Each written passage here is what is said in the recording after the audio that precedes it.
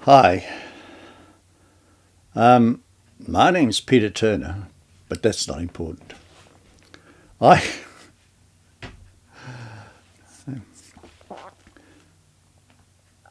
Some time back I went on a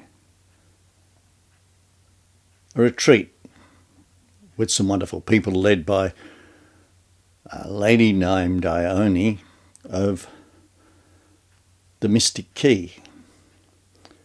And it was in the rainforest above the Gold Coast in Queensland, Australia. Beautiful location. I met some beautiful people. And at the end of that, we were asked to share some of our feelings about what the entire experience was like. And we had done some exercises, and we'd achieved something, and it reminded me of a poem. So this closing ceremony of that Mystic Key retreat, I recited the poem.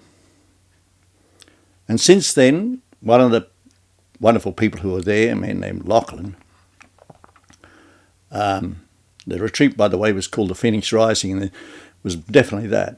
There were a lot of people who had issues and stuff that came out and rose from the ashes of defeat towards the victory of the sun. And one of them was Lochlan, who had some breakthroughs, and he had some ups and downs along the way. But after I gave him this talk, he said, "You've got to record that." And so here it is. It goes like this, from the 1960s. And 1968, 7, something like that. It's called The Balance.